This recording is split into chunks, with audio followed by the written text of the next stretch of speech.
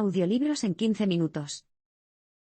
Suscríbete al canal y explora un nuevo libro cada día.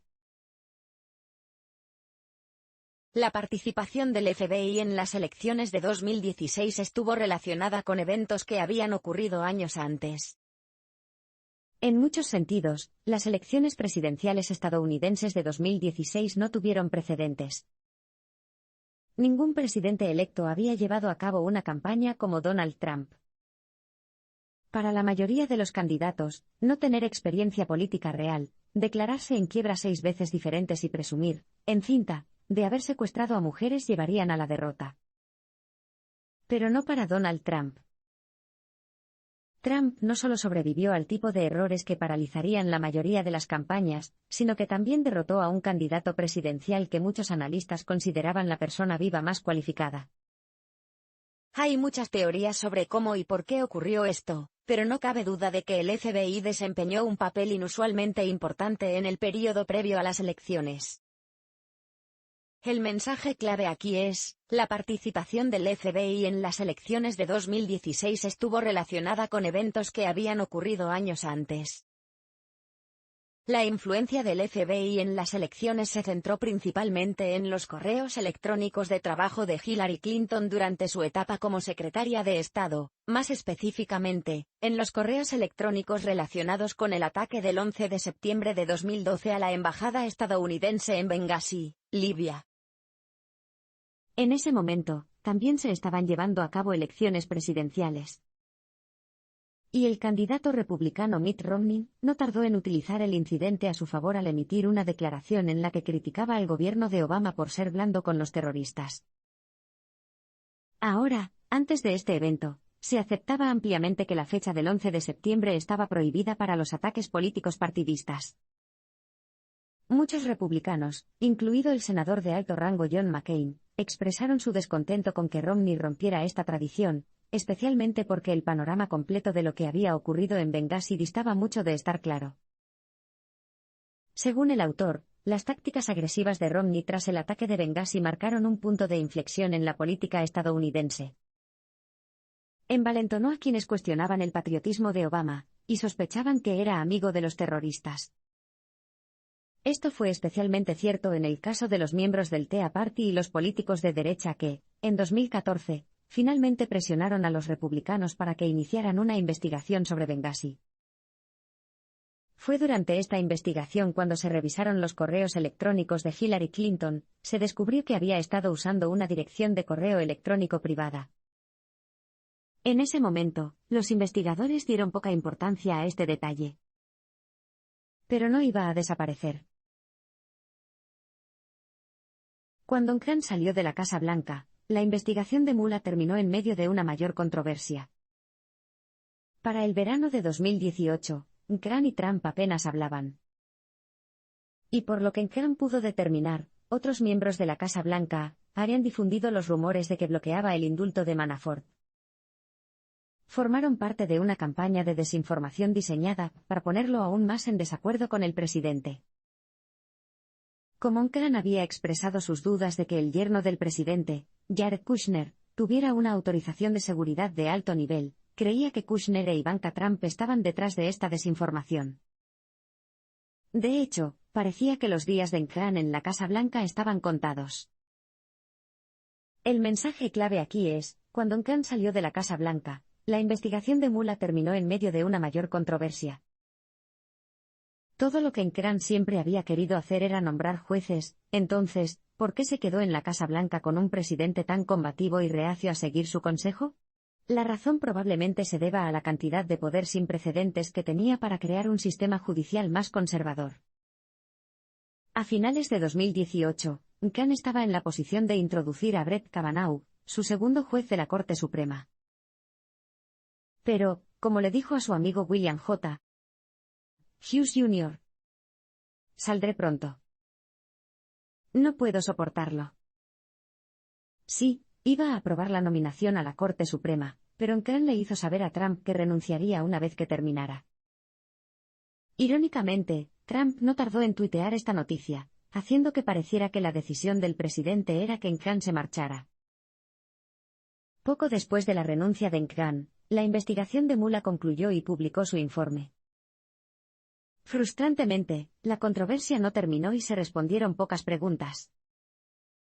Trump no fue acusado de un delito como la obstrucción de la justicia, pero tampoco fue exonerado. A pesar de que los investigadores habían escrito 13 páginas de resúmenes ejecutivos destinados a ser declaraciones públicas, William Barr, el nuevo candidato de Trump como fiscal general, decidió escribir su propio resumen de las conclusiones. El Departamento de Justicia, no Mueller, iba a enmarcar la investigación para el público.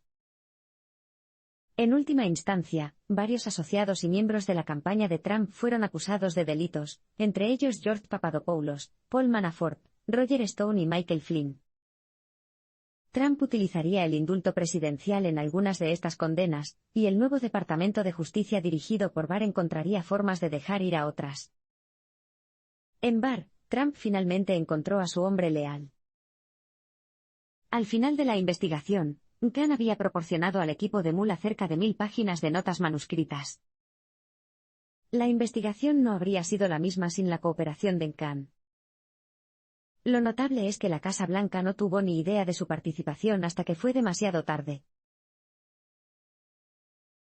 A pesar de su deseo de ser apolítico, el director del FBI se vio obligado a alzar la voz.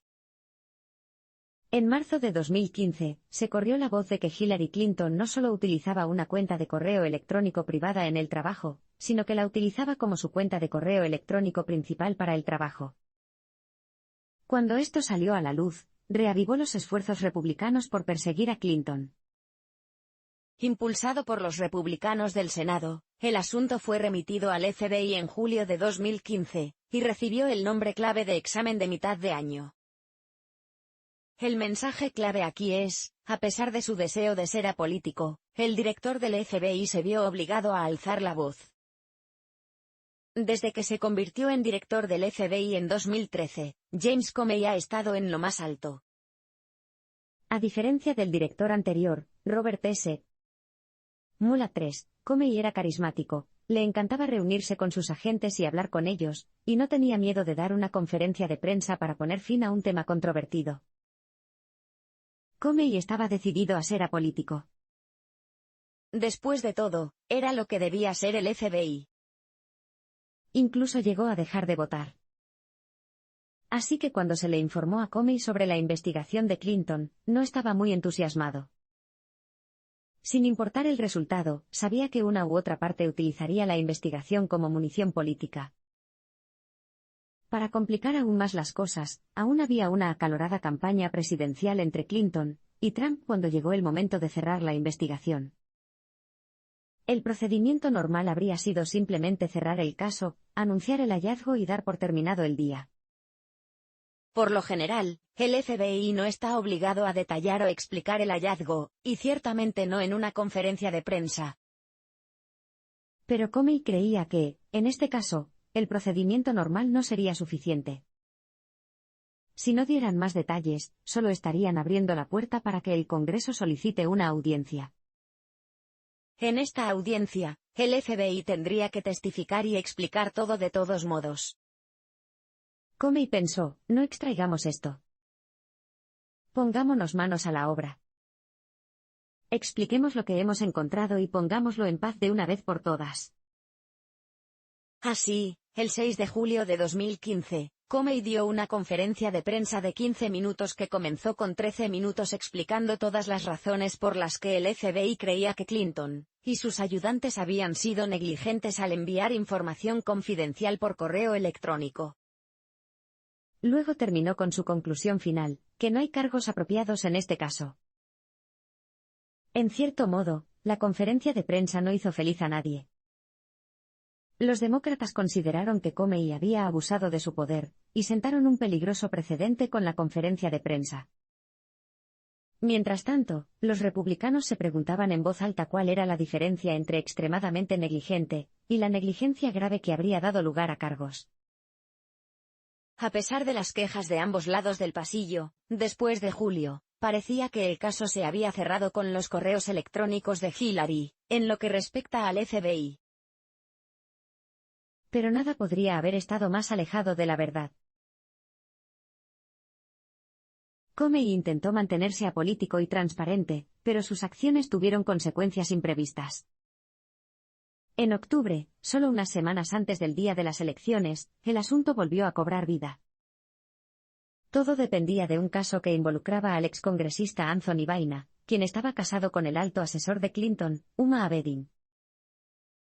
La investigación de Weiner involucró la correspondencia del excongresista con una niña de 15 años de Carolina del Norte. Resultó que Weiner había utilizado el portátil de Abedin para parte de esta correspondencia, lo que a su vez llevó al FBI a encontrar un nuevo lote de correos electrónicos de Clinton. Una vez más, Comey se encontró en una situación de maldita sea si no lo haces. El mensaje clave aquí es: Comey intentó mantenerse apolítico y transparente, pero sus acciones tuvieron consecuencias no deseadas. Si bien Comey pudo haber hecho hincapié en la importancia de ser apolítico, su esposa Patrice estaba entusiasmada con la posibilidad de votar por la primera mujer presidenta del país. Tanto en julio como en octubre, Comey buscó el consejo de su esposa a la hora de tomar sus decisiones sobre cómo manejar este delicado asunto. Patrice no estaba necesariamente de acuerdo con las decisiones de su esposo, pero sí comprendía la posición poco envidiable en la que se encontraba. Como dijo Patrice, esto va a ser malo para ti. El 28 de octubre de 2016, con el día de las elecciones a la vuelta de la esquina, Comey tomó la decisión de enviar una carta al Congreso sobre el descubrimiento de más correos electrónicos. En su opinión, el FBI tenía que ser abierto y transparente al respecto. Sabía que si parecía que estaban intentando encubrir esto, podría ser aún peor para todos. El 6 de noviembre, Comey publicó una declaración en la que decía que el FBI había revisado todos los correos electrónicos nuevos y no cambiaría sus conclusiones anteriores. Sin embargo, muchos, incluida la campaña de Clinton, consideraron que el daño ya estaba hecho. El resultado de las elecciones de 2016 se reduciría a menos de 80.000 votos en Michigan, Wisconsin y Pensilvania. Estos votos inclinaron el colegio electoral y dieron la victoria a Trump, a pesar de que Clinton ganó el voto popular por un amplio margen. Ahora Comey iba a dirigir el FBI bajo la administración Trump. Dado que el FBI había abierto una investigación sobre la campaña de Trump y sus posibles relaciones con agentes rusos en julio de 2016, las cosas estaban destinadas a complicarse. El FBI encontró muchos vínculos preocupantes entre la campaña de Trump y Rusia. La investigación del FBI sobre la campaña de Trump recibió el nombre en código Crossfire Hurricane. Sus principales preocupaciones eran: los rusos habían atacado deliberadamente las elecciones de 2016 en un esfuerzo por lograr que Trump fuera elegido. ¿Estuvo la administración Trump directamente involucrada? Como muchos miembros de la campaña de Trump tenían vínculos con Rusia, había algunas pistas interesantes.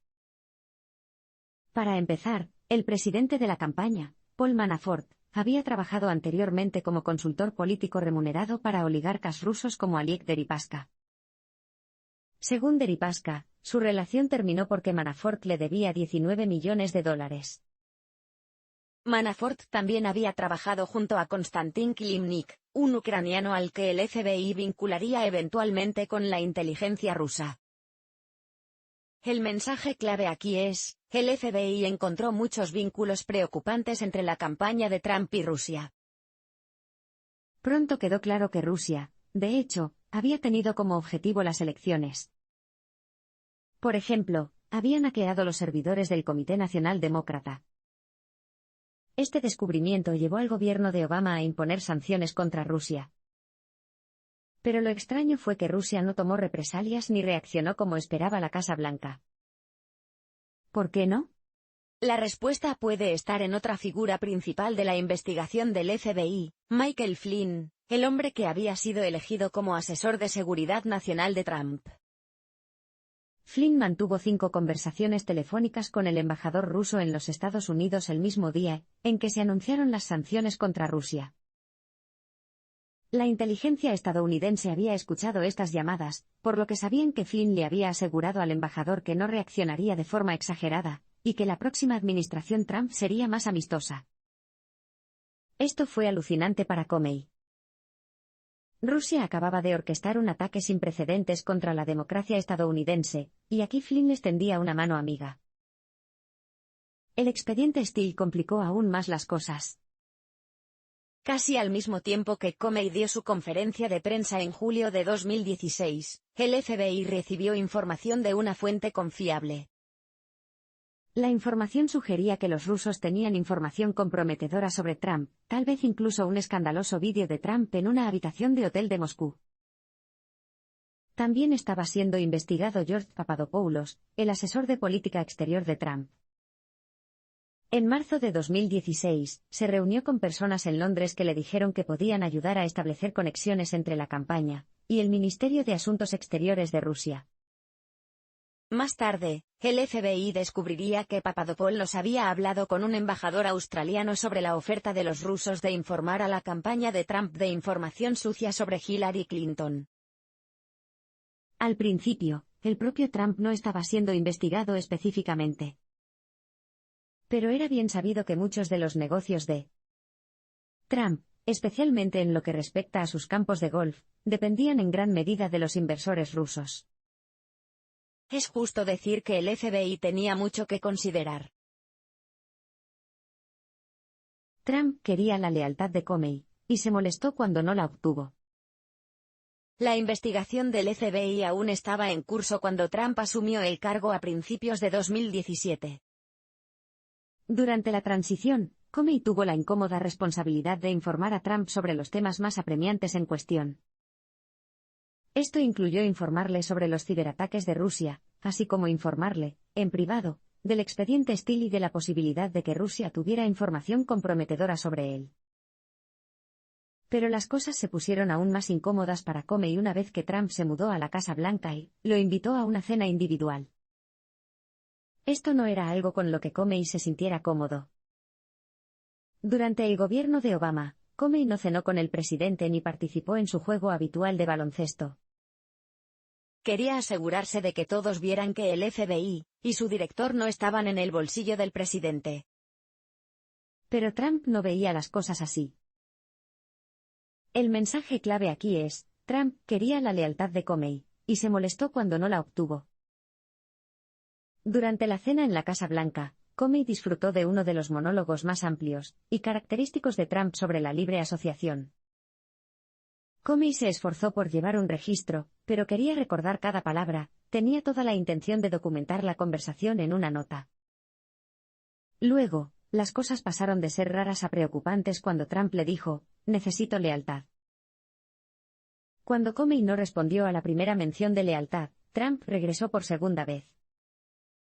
En un esfuerzo por terminar la discusión, Comey respondió, siempre obtendrás honestidad de mi parte, a lo que Trump respondió, eso es lo que quiero, lealtad honesta.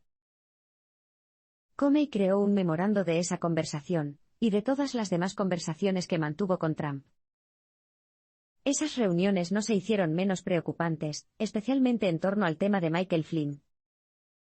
Cuando el FBI interrogó a Flynn sobre sus conversaciones con el embajador ruso, mintió, a pesar de suponer que los agentes de inteligencia estaban escuchando las llamadas. Sin embargo, Trump quería que se retirara el caso Flynn.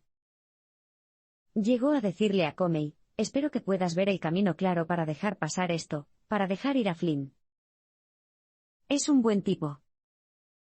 Espero que puedas olvidarte de esto. Al decir esto, Trump estaba, como mínimo, siguiendo la línea de la obstrucción de la justicia. Comey no podía creerlo. Más tarde, Trump le pidió a Comey que declarara públicamente que el propio presidente no estaba siendo investigado. Pero, a pesar de estas solicitudes, Comey no cedió. En ese momento, Trump se estaba convenciendo de que Comey tenía que irse. Como abogado de la Casa Blanca, Khan se encontró frente a un presidente combativo. Una de las pocas personas de la administración Trump con alguna experiencia política fue el abogado de la Casa Blanca, Don Khan. Como parte de la Casa Blanca de Trump, Khan estaba asumiendo la tarea de reunir a los tribunales federales con el mayor número posible de jueces partidarios de los conservadores. Básicamente, a Khan se le dio rienda suelta en esta búsqueda, pero rápidamente le resultó difícil no distraerse. El mensaje clave aquí es, como abogado de la Casa Blanca, Khan se encontró ante un presidente combativo. Desde los primeros días de la administración Trump, Khan se vio excluido de importantes decisiones legales. Cuando Trump intentó prohibir la entrada de viajeros musulmanes a los Estados Unidos, no consultó a Khan, a pesar de que podría haberle dicho por qué no se consideraría legal. En opinión de Khan, al emitir órdenes como esta que seguramente serían rechazadas, la nueva administración se estaba preparando para parecer equivocada. Y luego vino el despido de Comey. Antes de que sucediera, Khan sabía que Trump no estaba contento con el Departamento de Justicia. La elección de Trump como fiscal general, o fiscal general, fue Jeff Sessions. Pero Sessions tuvo que abstenerse de todo lo relacionado con la investigación del FBI debido a su propia reunión con el embajador ruso. Trump estaba furioso por esto, y reprendió a Sessions frente a otros miembros del personal de la Casa Blanca. Trump le ordenó a Khan que hiciera que Sessions se retirara porque necesitaba un fiscal leal como fiscal general. Khan descubrió rápidamente que las solicitudes de Trump a menudo eran irrazonables e imposibles. Así que comenzó la práctica de desviarlos con la esperanza de que Trump pronto se distrajera con otra cosa. Pero la ira de Trump por Comey no pudo contenerse. El plan de Trump de despedir a Comey comenzó a acelerarse una vez que Sessions lo respaldó. Las cosas progresaron rápidamente, a pesar de que a Khan no le gustó nada la idea. Se contrató al fiscal general adjunto del Departamento de Justicia, Rod Rosenstein, para que aprobara una carta confirmando el despido, que luego se remitió al Congreso. Comey estaba visitando una oficina local en Los Ángeles cuando descubrió que lo habían despedido. Era surrealista. Pero, como esperaban Khan, despedir a Comey solo empeoró las cosas. Con el nombramiento de un abogado especial, se incorporaron nuevos abogados. El día después de que Trump despidiera a Comey, tuvo una reunión en la oficina oval con el embajador ruso y el ministro de Relaciones Exteriores ruso. El presidente estaba de buen humor, quería que supieran que el despido pondría fin a la investigación que había estado atormentando a la administración desde el primer día. Sin embargo, como había predicho Khan, el despido solo complicó aún más las cosas. Ahora, al FBI le pareció que Trump estaba tomando medidas activas para descarrilar la investigación. Y con la muerte de Comey, le tocó al director interino del FBI, Andrew McCabe, asegurarse de que la investigación continuara. El mensaje clave aquí es, con el nombramiento de un abogado especial, se incorporaron nuevos abogados.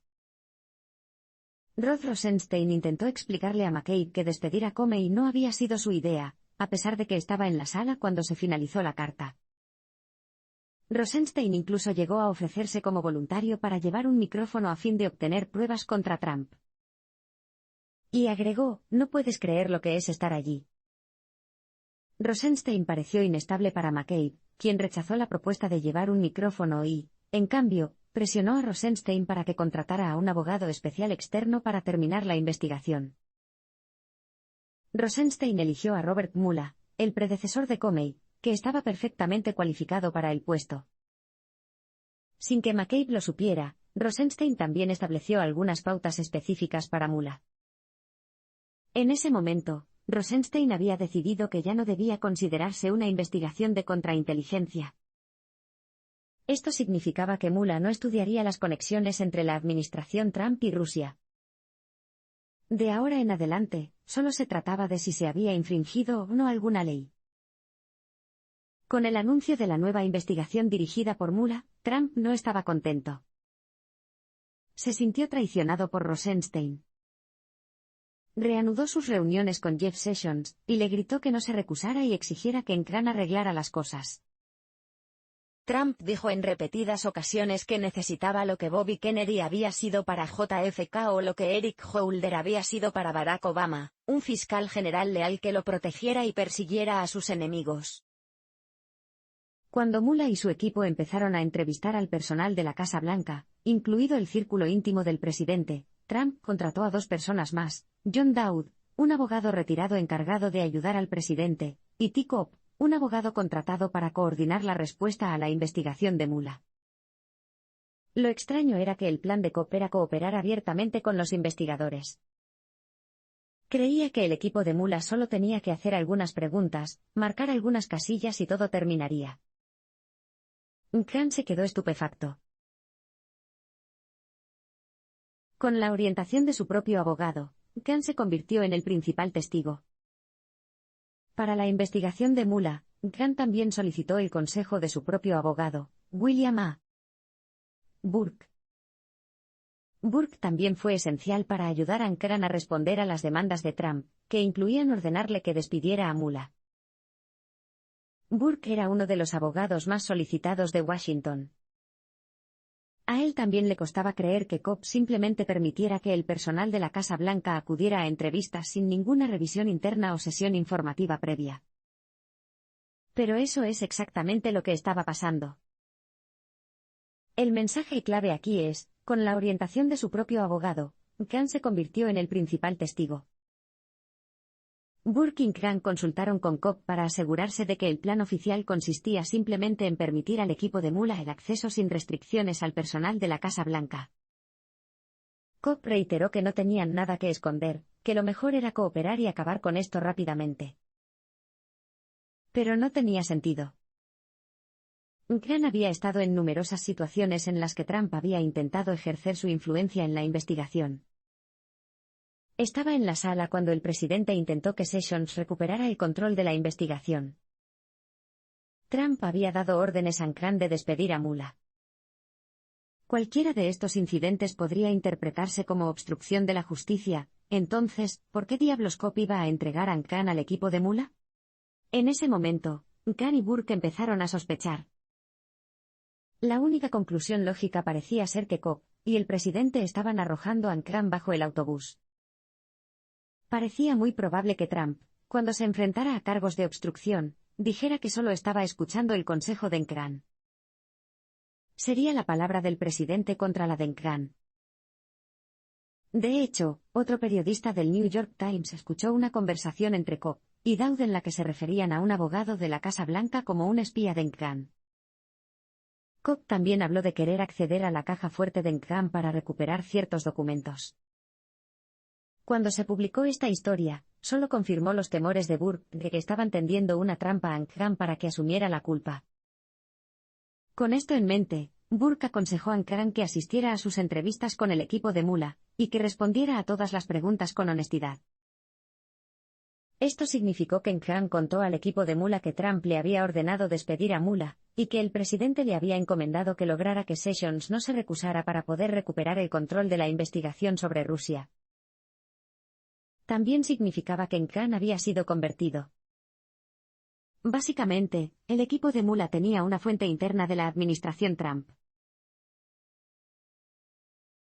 Mientras Khan cooperaba con el equipo de Mueller, Trump siguió poniendo a prueba los límites de su papel. Apenas unos días después del interrogatorio de Khan con el equipo de Mueller en marzo de 2018, Andrew McCabe, el director en funciones del FBI, fue despedido. El despido de McCabe, al igual que el despido de Comey, se convirtió en un motivo de interés para el equipo de Mueller, pero Trump siguió actuando como si tuviera todo el derecho de utilizar el poder ejecutivo del gobierno para perseguir a sus enemigos. Esta vez, quería que Khan procesara a Hillary Clinton y James Comey. El mensaje clave aquí es, mientras Khan cooperaba con el equipo de Mueller, Trump siguió poniendo a prueba los límites de su papel. A pesar de que la investigación de Mueller estaba en curso, Trump no podía entender por qué el presidente de los Estados Unidos no podía usar su poder para atacar a sus enemigos personales. Así que Khan dio el paso de tratar de enseñarle a Trump cómo funcionaba el gobierno. Con la ayuda de los abogados de la Casa Blanca, escribió un memorando de 10.000 palabras para explicar la Constitución, la historia presidencial y por qué Trump no podía simplemente procesar a sus enemigos porque le diera la gana. No hay evidencia de que Trump haya leído este memorándum. Pero Khan informó al equipo de Mueller sobre el memorándum. Y cuando los investigadores le preguntaron si Trump estaba intentando activamente encarcelar a Comey, dijo la verdad. Les habló de la solicitud de Trump de procesar a Clinton y Comey. Por esta época, en abril de 2018, Trump tuiteó que creía que Comey debería estar en la cárcel.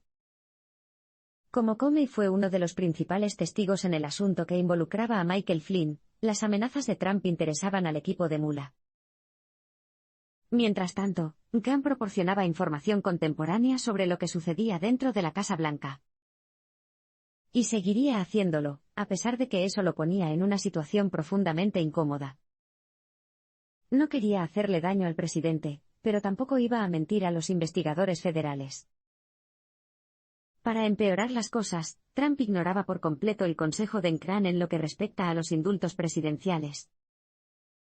El indulto se convirtió rápidamente en el arma política favorita de Trump.